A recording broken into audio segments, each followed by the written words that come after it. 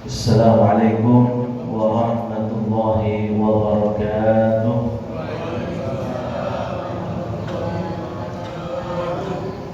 Alhamdulillah, alhamdulillahi ala ni'amihil mutawatirah wa ala minanihil mutakathirah. Wassalatu wassalamu ala sayyidi ahli dunya wal akhirah, sayyidina wa nabiyyina wa maulana Muhammadin wa ala alihi wa ashabihi al-anjumiz zahirah, amma ba'd.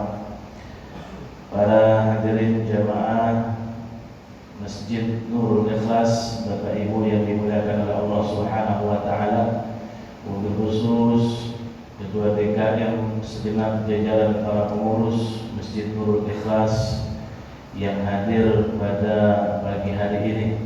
Kita doakan semoga para pengurus senantiasa Allah berikan sehat walafiat, panjang umur di dalam taat ibadah, dan dimudahkan segala urusan-urusannya, diberkahkan rezekinya, dijadikan keluarganya keluarga yang sakinah mawaddah warahmah, dan juga ketika ajal dijemputnya maka mengharapkan husnul khatimah. Amin ya rabbal alamin.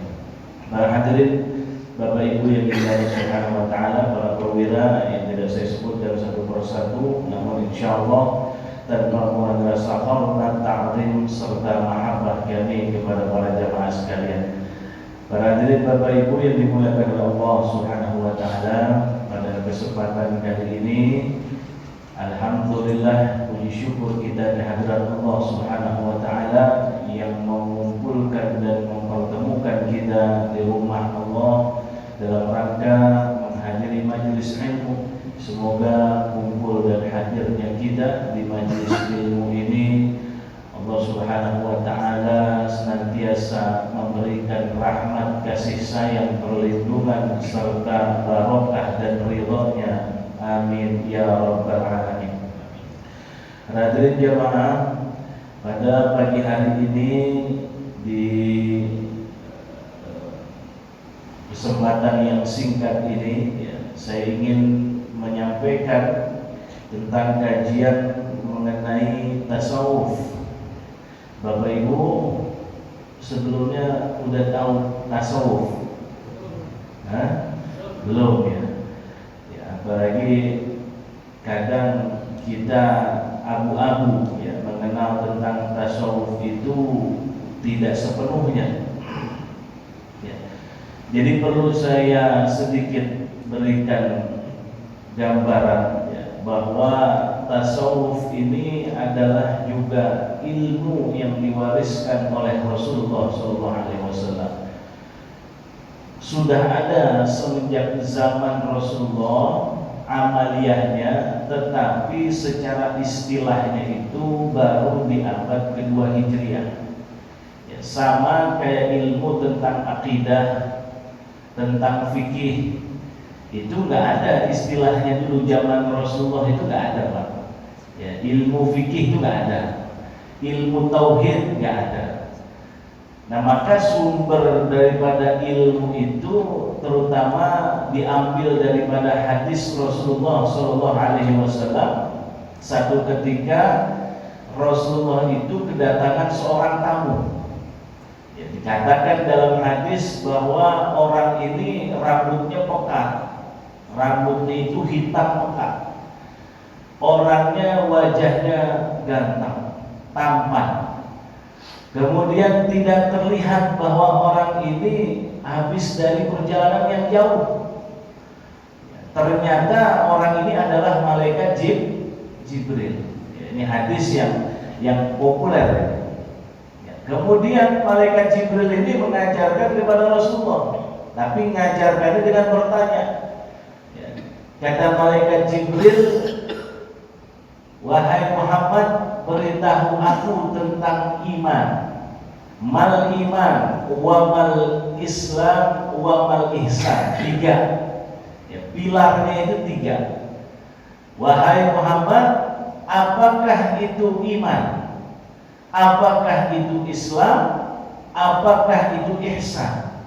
Dijawab oleh Rasulullah SAW, Iman itu antuk minabillah wa malaikatihi wa kutubihi wa rusulihi wal qadri khairihi wa syarrihi. Iman itu beriman kepada Allah, kepada Rasulnya, kepada malaikatnya, kepada kitab-kitabnya, kepada hari akhir, kepada takdir yang baik dan buruk. Dari jawaban Rasulullah ini kemudian dilanjutkan pertanyaannya oleh malaikat Jibril itu, mal Islam. Apa Islam itu? Disebut nama Rasulullah, Islam anta syahada an la ilaha illallah, syahadat, dua kalimat syahadat, melaksanakan sholat, wa tuqimas sholat, wa tu'tiyaz zakah, wa tasumma ramadan, wa tahajjul bait man istata'a ilaihi sabila, berpuasa, membayar zakat, haji bagi orang yang mampu untuk berangkat ke Baitullah. Ini Islam 5. Kemudian malaikat Jibril tanya lagi, mal ihsan. Wahai Muhammad, apa itu ihsan? Ihsan itu ka'an ta'budallah ka'annaka tarah fa illam takun tarah fa innahu yarah. Engkau menyembah Allah seakan-akan engkau menyaksikan Allah. Dan juga kalau kau nggak bisa, maka yakinlah dan kau saksikan bahwa Allah itu selalu mengawasi. Ini yang dimaksud dengan ihsan. Nah, dari iman itu Bapak Ibu, kemudian di abad kedua itu ada para ulama yang istighol wa tajarrud, namanya konsentrasi. Ada ulama abad kedua Hijriah istighol wa tajarrud. Ulama ini berkonsentrasi mendalami ilmu tentang iman. Ketika sudah berkonsentrasi, meneliti, menelaah, bahkan kemudian akhirnya membuat satu kitab, membuat kitab-kitab, maka kitab ini yang berkaitan dengan iman namanya ilmu tauhid. Ini baru ada abad kedua Hijriah atau ilmu akidah. Ya. Kemudian ada juga abad yang kedua itu yang mendalami ilmu akidah, contohnya Imam Asy'ari, Maturidi. Nah, inilah. Jadi zaman Rasulullah itu kalau ditanya ilmu tauhid ada enggak? Tidak ada secara istilah, tapi ada secara amaliyah, pengamalan. Begitu juga abad kedua, Pak. Abad kedua Hijriah itu ada ulama, sekelompok ulama yang konsentrasi al-istighraq wa tajarrud. Konsentrasi, dia menelaah, mendalami tentang bagaimana Islam, maka terbentuklah namanya ilmu fikih. Ya. Ilmu fikih ini dulunya banyak, maka terbentuklah madhab. Madhab ini abad kedua Hijriah itu ada 17, Pak. Akhirnya sampai sekarang yang tersisa hanya 4. Imam Abu Hanifah, madhab Hanafi. Imam Malik bin Anas, madhab Maliki. Imam Muhammad bin Idris, itu madhab Syafi'i. Rata-rata orang yang madhab Syafi'i nggak tahu nama Imam Syafi'i.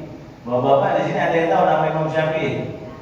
Muhammad bin Idris namanya.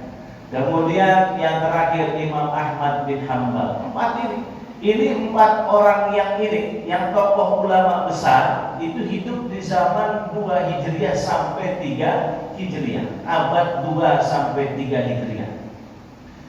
Kenapa 4 ini yang bertahan? Sebab 4 ini yang banyak memiliki murid dan juga pemahaman ideologinya sudah terbukukan. Ya, sudah ditulis ya, sampai sekarang di Indonesia, Thailand, Malaysia, ya itu mayoritas madhab Syafi'i, ya, termasuk juga di daerah itu Syafi'i itu banyak daerah kita, ya, Asia Tenggara ditambah Mesir. Mesir itu mazhab Syafi'i.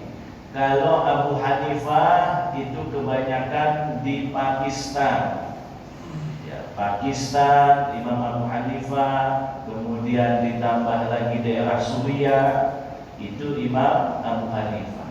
Imam Malik bin Anas itu daerah Nigeria, Afrika, Maroko, Libya, itu mazhab Maliki. Ahmad bin Hanbal itu biasanya kebanyakan daerah Saudi Arabia. Ya. Jadi itu, ya, ini asal muasalnya. Maka fikih itu membahas tentang sholat, tentang zakat, puasa, ibadah haji, dan apa saja hukum-hukum yang berkaitan dengan fikih. Nah sekarang yang ketiga, pilar yang ketiga, al-ihsan. Ihsan itu kata Nabi, anta'budallah ka'annaka tarah fa illam takun tarah fa innahu yarak. Engkau menyembah Allah, beribadah kepada Allah seakan-akan engkau menyaksikan Allah itu ada.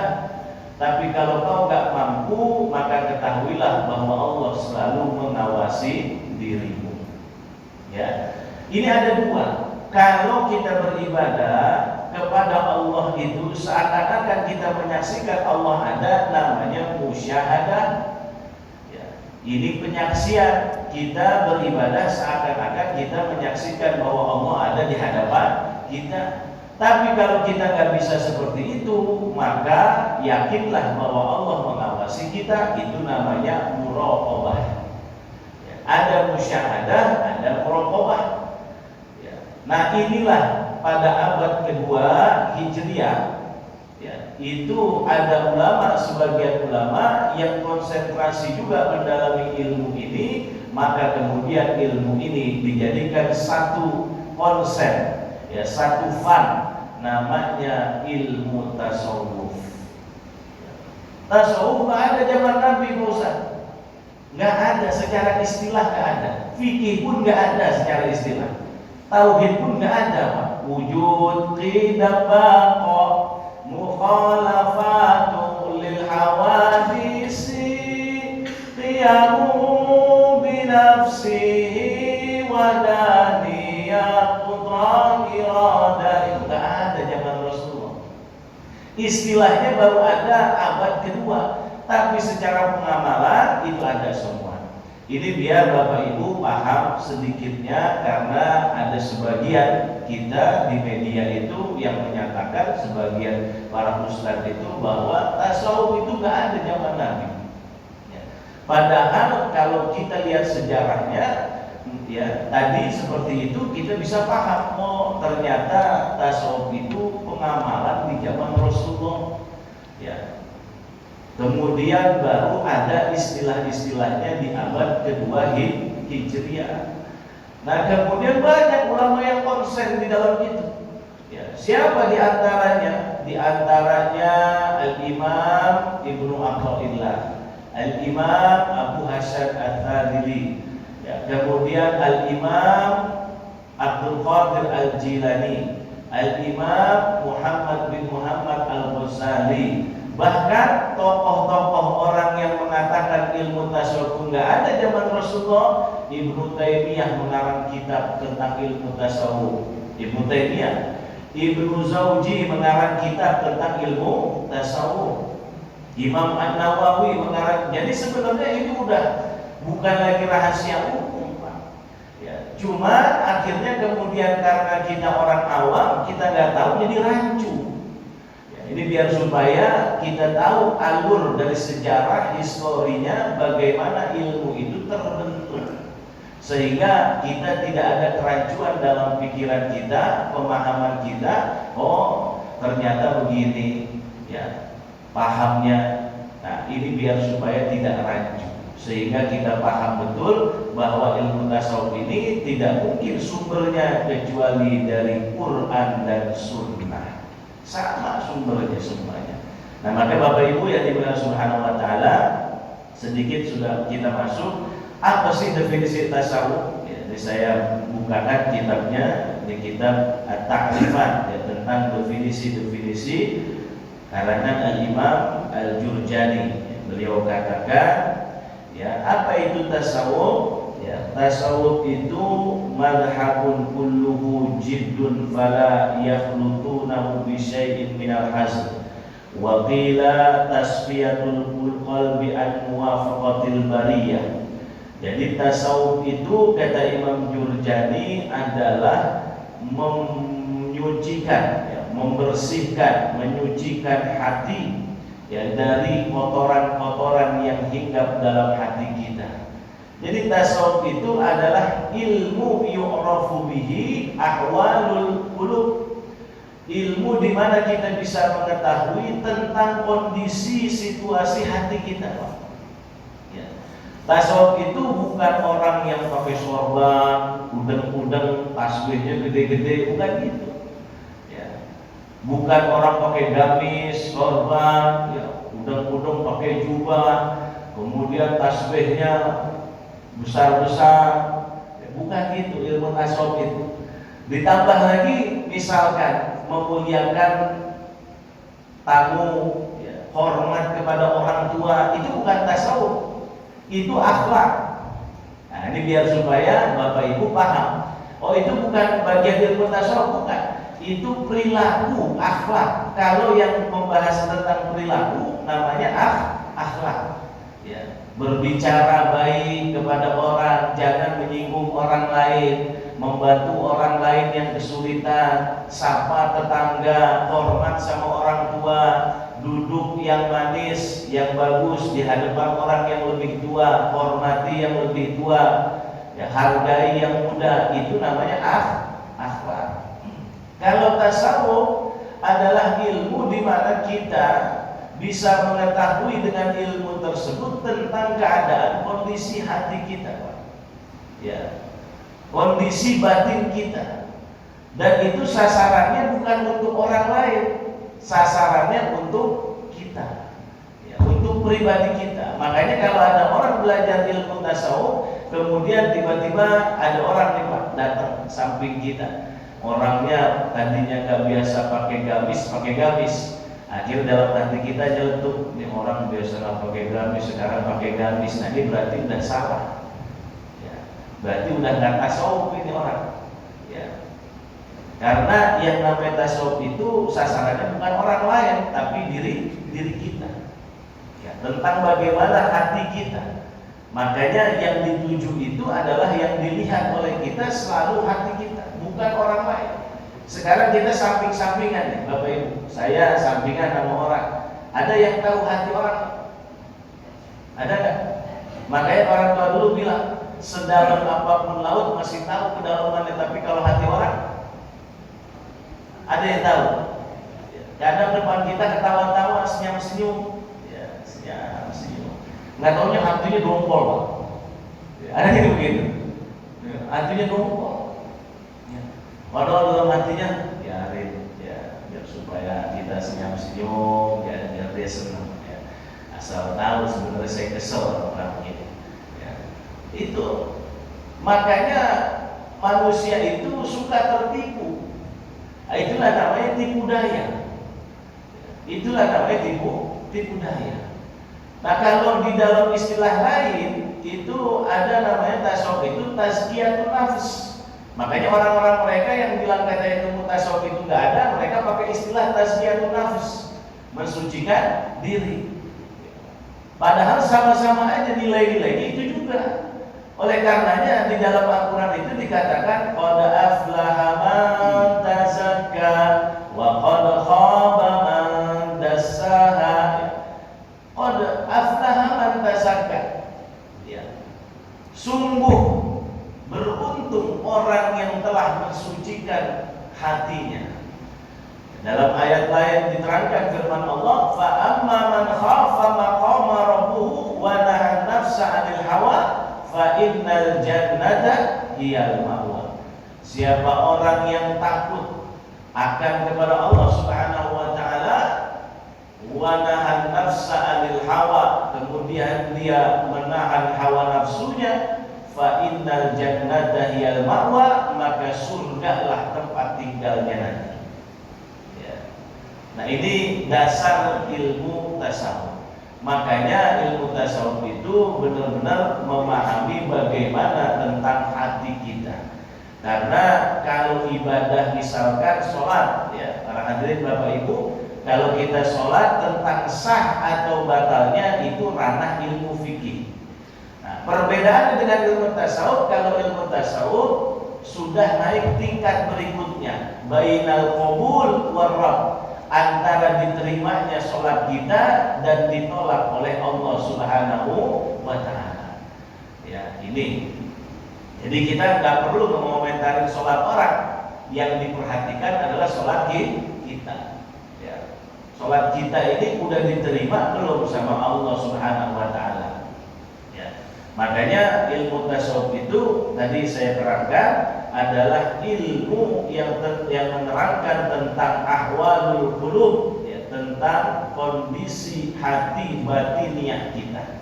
Ya, karena batiniah ini yang mengetahui hanyalah kita. Ya. Dan kemudian Allah Subhanahu wa Ta'ala selalu mengawasi. Ya, makanya tadi yang disebut dengan musyahadah, kita menyaksikan seakan-akan Allah selalu menyaksikan kita. Ya. Itu muraqabah. Kalau musyahadah kita menyaksikan Allah. Pengen maksiat, pengen korupsi, pengen berbuat maksiat, pengen minum minuman keras, pengen judi online. Ya, kalau kita sudah di tempat, kalau kita merasa bahwa Allah seakan-akan ada di hadapan kita, itu nggak mungkin terjadi. Ya. Atau Allah selalu mengawasi kita, muraqabah. Paling minimum kita merasa diawasi selalu oleh Allah, ya, karena Allah alimum bidzatis sudur. Jangankan dalam hati kita Allah, besitan hati kita aja tahu Allah itu. Ya, makanya hati itu seperti cermin. Ya, hati itu seperti cermin. Nah, ini tasawuf, ya. Jadi dasar-dasar dulu saya menjelaskan dulu bagaimana sejarah histori tentang tasawuf, kemudian ditambah lagi ya apa pengertian definisi ilmu tasawuf. Ya, ilmu tasawuf yang membahas tentang mengenai hati kita. Wa mufaraqatul akhlaqit tabi'iyah, dan memisahkan akhlak-akhlak yang tabiat. Tabiat kita, akhlak-akhlak tabiat itu dihilangkan. Ya. Nah, ini ilmu tasawuf. Ya.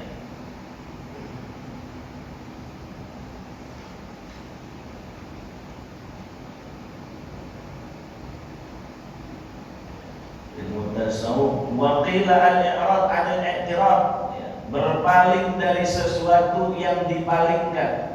Wakila, ada yang mengatakan ilmu tasawuf itu sofaul muamalah ma'allahi ta'ala, ya, baiknya muamalah kita dengan Allah Subhanahu wa Ta'ala. Wa asluhu at-tafarruq 'anid dunya, dan pokoknya, ya, sumbernya itu adalah kosong hati kita daripada dunia. Ya, maka dikatakan dalam kitab Maqasid, ya, dasar tasawuf itu ada 5. Kata Imam An-Nawawi, dasar tasawuf itu ada berapa? 5. Ya, pertama, ingat-ingat nih Bapak Ibu. Pertama adalah taqwallah fis sirri wal 'alan. Kata Imam An-Nawawi. Imam Nawawi ini namanya Abu Zakaria Yahya bin Syarafuddin. Ya, nama Imam An-Nawawi. Beliau karang kitab Al-Maqasid. Di dalam kitab itu dikatakan bahwa pondasi tasawuf itu ada 5. Pertama adalah taqwallah fis sirri wal 'alan. Itu bertakwa kepada Allah secara komprehensif, secara keseluruhan, fis sirri, baik lagi dalam keadaan sendiri, wal 'alan, maupun khalayak ramai. Lagi ramai bertakwa sama Allah, lagi sendiri juga bertakwa sama Allah. Ini pondasi tasawuf, ya. Ya. Karena takwa itu disifatkan dengan warok dan istiqomah. Ya. warok kehati-hatian, istiqomah, terus berjalan pegang teguh atas ketakwaan itu. Lagi sendiri takut sama Allah, lagi rame juga takut sama Allah. Ya, kalau lagi rame itu gampang takut sama Allahnya karena ada sedikitnya kita malu sama orang. Ya, tapi kalau lagi sendiri, ya, itu diuji ketakwaan kita.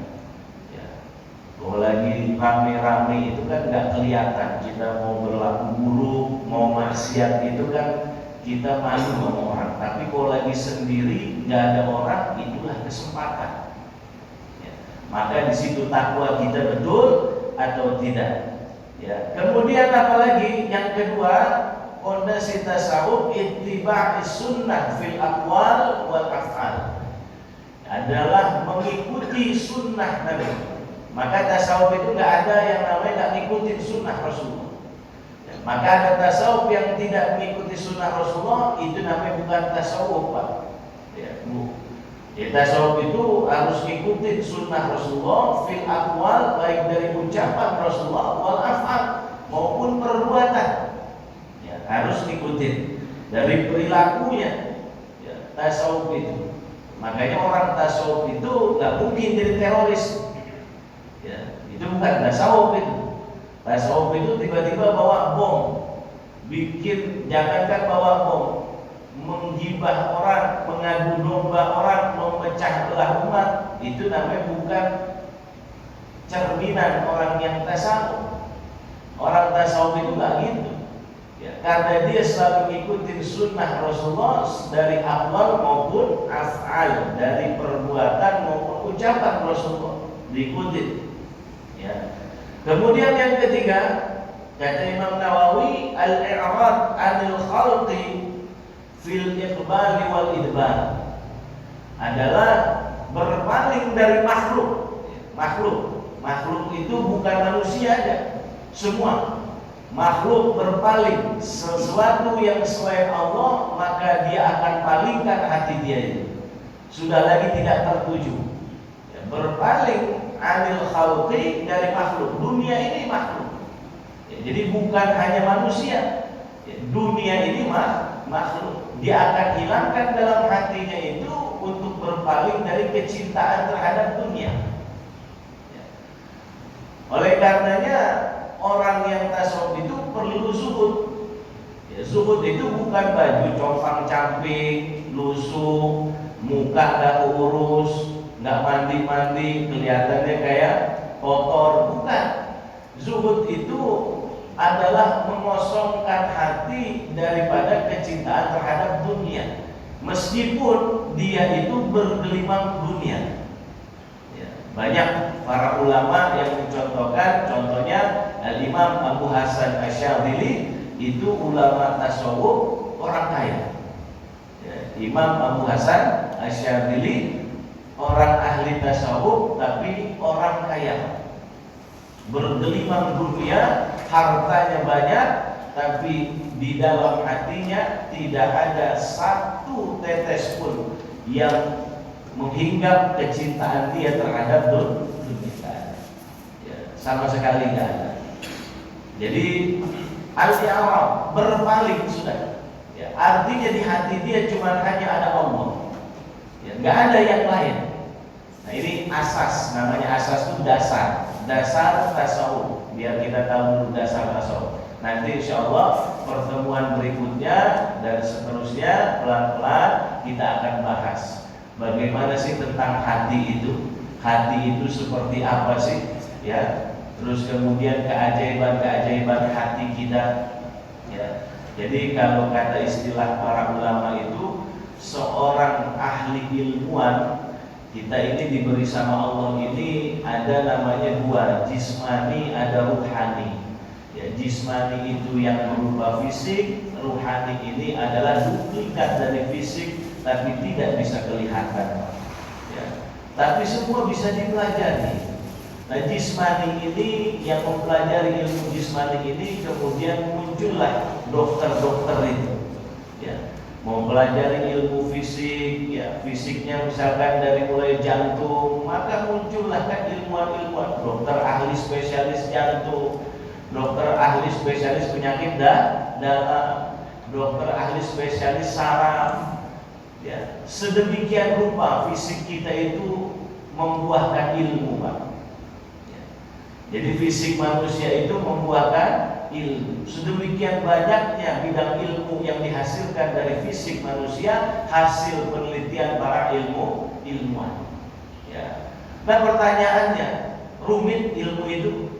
Ilmu yang menganalisa tentang anatomi tubuh, bagaimana tentang fisik kita, rumit luar biasa. Ya, kalau kita mau tanya dokter itu rumit. Ya. Nah, kalau itu rumit, maka bagaimana dengan ilmu hati? Ya, ilmu hati itu lebih rumit lagi sebenarnya. Cuman kita jarang menganalisa, menelaah, mendalami ke hal itu, seakan-akan kita itu hati itu ya begitu saja. Ya, padahal sama halnya dengan kedokteran, harus diteliti, harus dianalisa, harus didalami, harus kita pelajari biar kita tahu ya bahwasanya dalam diri kita ini ada ruhani kita. Ya, makanya Allah Subhanahu wa taala firmankan ya bahwa wa min ayatihi, di antara tanda-tanda kebesaran Allah, fi anfusikum afala tubsirun, ada di jiwa kalian tanda kebesaran Allah itu, afala tubsirun, apakah kalian tidak memahaminya, tidak melihatnya, tidak menelaahnya? Ya, bukan fi badanikum, fi anfusikum, beda nafsun dengan badan. Ya, fi anfusikum, di antara kebesaran Allah, wa fi anfusikum afala tubsirun, di antara tanda kebesaran Allah Subhanahu wa taala ada pada diri kalian. Nah, itulah yang disebut kata ulama ruhaniyah. Ada jismaniyah, ada ruhaniyah. Nah, ruhaniyah inilah kita yang membawa kepada kebahagiaan dunia dan akhirat. Kalau kita pelajari, kalau kita tahu, Pak, makanya kita belajar ilmu tasawuf ini, insya Allah jangan kita nanti berpikirnya orang lain. Ya, saya pesan berpikirnya jangan sasarannya orang lain. Ya, lagi ngaji tiba-tiba mikir, oh kalau yang disampaikan begitu sama Pak Ustadz berarti no, tetangga saya. Berarti kalau gini nggak belajar namanya. Namanya nggak belajar ilmu tasawuf. Itu mah kayak teman saya banget ini dijelasin sama Pak Ustadz. Nah, itu namanya nggak belajar ilmu tasawuf. Ya, kalau belajar ilmu tasawuf tuh merenung dalam hati kita, ya Allah kayak gitu saya banget. Ya Allah kayaknya memang betul, memang begitu ya. Nah itu baru namanya, karena sasarannya adalah diri kita sendiri, bukan diri orang. Ya, gitu. Makanya tadi yang ketiga apa tadi? Al-i'rab anil khalqi, berpaling dari makhluk. Ya, makhluk itu selain Allah, semua makhluk, mau manusia, mau hewan, mau tumbuhan, mau dunia ini seisinya, alam sejagat raya ini pun itu semua makhluk. Berarti dia hanya tertuju, hatinya hanya Allah Subhanahu wa taala. Ya, walaupun ya tadi saya katakan bahwa berpaling ini perlu dan butuh kepada sifat zuhud. Nah, zuhud ini harusnya bukan orang yang susah, ya, bukan orang yang miskin. Zuhud itu pantasnya orang yang kaya.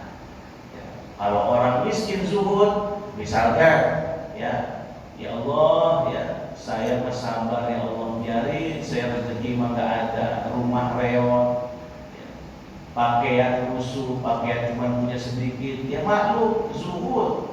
Zuhudnya karena memang kepaksa nggak punya. Kalau orang zuhud bergelimang harta, kemudian mobil banyak, rumah banyak, hartanya banyak, ini zuhud, luar biasa.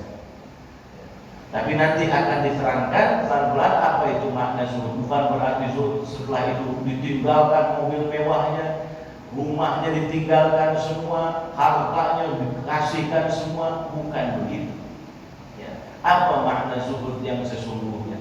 Makanya yang terpenting adalah hati kita harus bisa berpaling dari makhluk, baik di hadapannya, baik di hadapan makhluk maupun di belakangnya. Ya. Jadi di hadapannya itu maksudnya misalkan ya ada kendaraan nih, kendaraan kita pakai Bapak Ibu, ya, contoh kecil, kendaraan kita pakai, setelah kita pakai itu kan biasanya kalau di depan kita terkadang kalau ada orang kita kelihatannya biasa-biasa aja, ya terhadap sesuatu itu yang selain Allah itu biasa-biasa aja, keserempet biarin aja dah, biarin. Tapi pas lagi pulang pikiran, aduh itu serempet lagi nih, aduh, ya, udah adu-adu aja. Berarti ketika kendaraan itu nggak ada, dengan kendaraan itu ada, berarti hati kita masih ganjel. Ya. Ada kendaraan nih, ya, ada kendaraan, kita punya harta, ya, kemudian kita pikir ya, harta itu ternyata di hadapan kita berpaling dari harta itu, artinya tidak ada kecintaan kita terhadap harta itu. Biarin aja, itu biasa aja, titipan Allah. Kata bahasa dia titipan Allah. Tapi pas lagi hilang nangis. Pas lagi hilang nangis. Nah ini namanya ada salah. Ya, ada something nih. Ya, something wrong ini. Ada kesalahan di sini nih. Ya, titipan Allah. Tapi pas lagi nggak ada nangis. Nah ini namanya ketika tidak adanya dia berpaling dari Allah, ketika adanya dia tidak berpaling dari Allah. Nah ini namanya, makanya disebut berpaling dari makhluk, baik di hadapannya, maksudnya di hadapan makhluk itu maupun di belakang makhluk itu. Ya, bukan di hadapan Allah, bukan. Di hadapan makhluk itu, di depan makhluknya atau di belakangnya. Kemudian yang keempat, ridha ya, ala ma qadarallah fil qalili wal kathir. Ridha menerima atas ketetapan yang Allah berikan kepada kita, baik sedikit maupun banyak. Ini dasar tasawuf. Ya. Jadi dikasih sedikit, alhamdulillah. Nah, alhamdulillah itu juga bukan hanya sekedar ucap. Kalau tasawuf itu, kalau ucap anak kecil semua bisa ucap. Tapi bagaimana wujud syukur kitanya di dalam hati dan pengamalan kitanya. Nah inilah yang disebut dengan pendalaman wujud syukur, bukan hanya sekedar mengucap alhamdulillah. Ya, kalau alhamdulillah anak kecil ketika diberikan nikmat bisa alhamdulillah, tapi hati bisa tidak terima. Ya, manusia itu sering menipu daya, sering tertipu oleh setan dan menipu daya orang lain. Dikasih sama orang uang 50.000, dia ucapin makasih Pak, alhamdulillah, tapi dalam hatinya, ya Allah orang segitu masih duit dikit banget. Seharusnya setelah dia mengasih duit 100.000, 200, ya. Ngasih duit 50.000. Ini kan manusia namanya manusia kamuflase, manusia yang tipu-tipu, manusia yang sandiwara. Ya. Nah, inilah makanya ridha terhadap apa yang Allah berikan, baik sedikit maupun banyak. Sedikit ridha, banyak pun ridha, tidak ada pengaruh. Ya, apa yang Allah berikan kepada dia, banyak dia ridha, sedikit dia ridha. Jangan sedikit dia melawan, ya, sedikit dia iya. Tapi kalau banyak baru ridho. Ya, Bu ya, dikasih sama suami sedikit banyak harus ridho. Karena ya, ketahuan. Karena yang ngasih itu bukan suami, yang ngasih itu sebenarnya hakikatnya Allah. Ya, Pak, ya, dikasih sedikit banyak sama istri, ya harus ridho. Ya, sebaliknya ya harus ridho, karena yang ngasih itu hakikatnya Allah.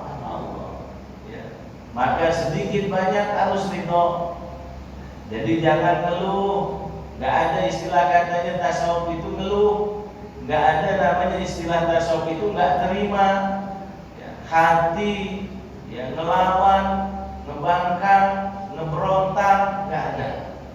Ya, itu nggak ada. Jadi ridho fil qalili wal katsir, ridho ketentuan Allah baik sedikit maupun banyak. Jangan lihatlah orang yang ngasihnya, tapi lihatlah siapa yang Maha Pengasih. Ya, jadi kalau kita lihat siapa yang ngasihnya kan repot. Ya, misalkan yang ngasihnya orang lain, ini bukan suami kita nih yang ngasihnya tetangga bawa makanan dia masak sayur karena dasar emang tetangganya baru paham ilmu agama, kata ustadznya, wahai ibu-ibu kalau lagi masak sayur tolong banyakin kuahnya. Ya, betul nggak Bu? Ya, bagikan ke tetangga. Ya, ternyata diamalin tuh, kasih ke tetangga samping, kata yang sampingnya yang dikasih, katanya ya Allah ini ngasih sayur begini kuahnya doang. Ya betul nggak? Kuahnya doang, orang mau jangan kuahnya doang. Padahal ini namanya tetangga kita sebelah baru ngamalin hadis itu doang, dia baru tahu tentang pengetahuan itu aja, nggak lebih. Nah makanya kalau kita udah begitu tuh berarti kita batal, kita tasawuf. Ya, ambil udah terima. Ya, namanya ridho fil qalili wal kasir. Dikasih dagingnya dikit, kuahnya banyak, terima. Dikasih dagingnya banyak, kuahnya dikit, terima juga. Nah inilah namanya ridho fil qalili wal katsir. Jadi tidak pernah mau melihat jiwa orang lain, ya diri orang lain, hati orang lain, tapi yang dilihat adalah hati dia. Oh berarti kalau saya kayak begini ada yang salah di diri saya. Oh berarti kalau saya begini, ya tadi ada orang ngasih kuahnya doang. Oh kalau saya ternyata mengomentari kuahnya, maka berarti ada di diri saya yang salah. Nah ini namanya ridho fil qalili wal katsir. Yang terakhir yang kelima, ar-ruju' ila Allah fi sarra'i wad dharra'i, kembali kepada Allah baik dalam keadaan senang maupun susah. Baik lagi dalam keadaan bahagia maupun lagi sedih, lagi sulit. Orang kalau lagi sulit gampang kembali kepada Allah, selalu ingat sama Allah. Ya, orang lagi susah, lagi ketimpa musibah, pasti ucapannya selalu yang diucapin refleks Allah. Ya Allah, astagfirullah, pasti begitu. Tapi kalau lagi senang, ada nggak gitu Bu? Ya. Lagi senang dapat rezeki nomplok 400 juta. Ya Allah, astagfirullah, ini ujian apa lagi? Ada yang begitu? Ada nggak? Iya. Tapi kan kalau lagi diuji sakit, ya Allah, astagfirullah, sakit kok nggak selesai, berturut-turut, masya Allah, la ilaha illallah. Itu sampai ucapannya semua dikir semua. Betul nggak? Iya. Udah habis sakit, udah gitu, uang hilang lagi. Ya Allah, ya Rabbi, udah jatuh ketimpa tangga. Ketimpa tangga, dokter-dokternya tutup. Iya, ini kan namanya siap. Lagi diuji terus, istighfar terus, ingat sama Allah terus. Apalagi kalau lagi udah dikejar-kejar angkutan,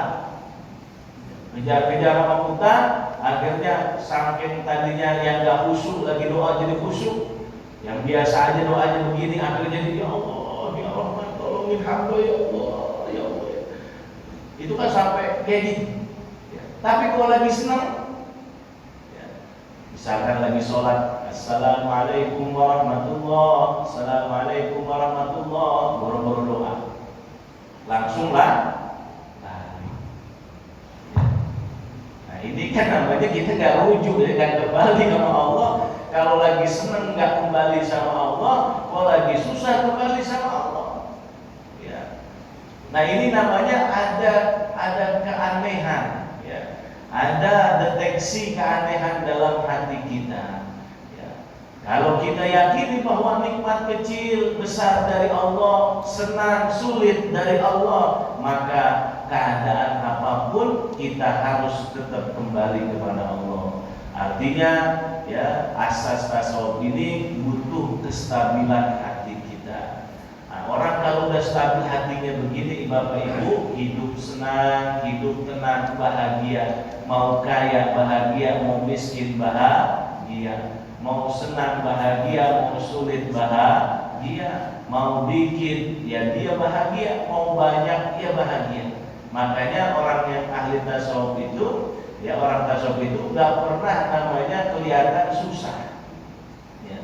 Susah itu bukan susah duit, tapi dari wajahnya, dari hatinya kelihatannya selalu senang, meriah. Ya. Maka dia sudah menemukan kebahagiaan terlebih dahulu sebelum nanti kebahagiaan yang hakiki dia akan dapatkan di surganya Allah Subhanahu wa Ta'ala. Kan ingin kita gitu, pengen hidup bahagia, pengen, maka perbaikilah hati kita, belajarlah tasawuf biar supaya hidup kita ini nggak mudah dipengaruhi oleh makhluk, ya, biar supaya hidup kita ini nggak mudah dipengaruhi oleh makhluk. Makhluk itu banyak, ya, orang, atasan, jabatan, harta, wanita, ya. Selain Allah semuanya makhluk, dunia itu makhluk. Biar supaya kita nggak dipengaruhi, hidup kita bahagia, tenang, senang, maka belajarlah kita ilmu tasawuf tentang hati kita. Ya, maka kalau kita pahami itu, insya Allah sebelum nanti di alam surga kita udah nemuin kebahagiaan. Ya, mudah-mudahan kita semua pelan-pelan kita memahami tentang hati kita kaji. Tapi mohon maaf ke depannya ini, nanti kalau ngaji ilmu tasawuf jangan ada yang disinggung. Betul lah Pak? Iya, jangan ada yang disinggung. Ya, nanti disinggung, ya, baperan, nggak boleh. Belajar ilmu tasawuf karena mengupas, mengulas, ya, karena membedah, ya, membedah tentang hati. Ya, kalau membedah tentang hati itu, ya berarti dibedah. Dokter kalau bedah gimana? Dibuka sedalam-dalamnya, ya, betul-betul dibuka sedalam-dalamnya, maka dibuka kelihatan itu satu persatu kelihatan, ya. Ngebedah tubuh saja bisa kelihatan semua penyakit. Nah ini juga sama, ngebedah hati satu persatu bisa kelihatan. Ya, jangan merasa tersinggung, ya, karena ini yang disampaikan oleh para ulama. Nanti deh satu persatu pasti merasa ada yang kena. Ya, saya cuma harapkan terus lawan itu, ya, perbaiki diri kita. Ya, jangan mengatakan bahwa itu orang ngomongin tentang hati, emang hati dia udah betul apa? Nah itu udah begini udah repot dah. Ya. Ini kalau udah begini namanya udah repot udah. Ya, ke gurunya aja udah ngomong begitu, apalagi ke orang lain. Ya. Makanya biarin. Kalau kayak begitu gagal namanya. Ya, gagal dia belajar diri dia, belajar tentang mengetahui situasi hati. Hati itu jangan cuma kita tahu sakitnya tuh di sini, senangnya itu di sini, cuma gitu doang. Hati itu panjang pembahasannya, ya, dalam bedahnya. Insya Allah tahap per tahap kita akan bahas ke depannya. Nah, ini saja mungkin yang bisa saya sampaikan kesempatan yang singkat ini. Mungkin ada yang mau ditanya apa enggak? Nggak ada yang mau tanya? Nanya Bu? Sampai Isra kan ini ya? Isra. Udah Isra belum? Baik. Ya. Tapi tenang Bapak Ibu ya. Jadi kalau sholat Isra itu, kalau kita lagi majelis ilmu, ya, itu kita itu saya suka ingatkan dalam fikih itu, kita lagi hadir di majelis ilmu ini, ternyata waktu Isra kita masih mengkaji ilmu, ya maka lebih baik ikut duduk dulu majelis ilmu. Sebab apa? Orang yang duduk ikut dia seakan-akan Isra-nya 1000 rakaat. Ini bukan doa ini. Ya, itu riwayat para ulama. Isra-nya 1000 rakaat. Nanti kalau sudah selesai baru kita Isra 2 rakaat. Ya.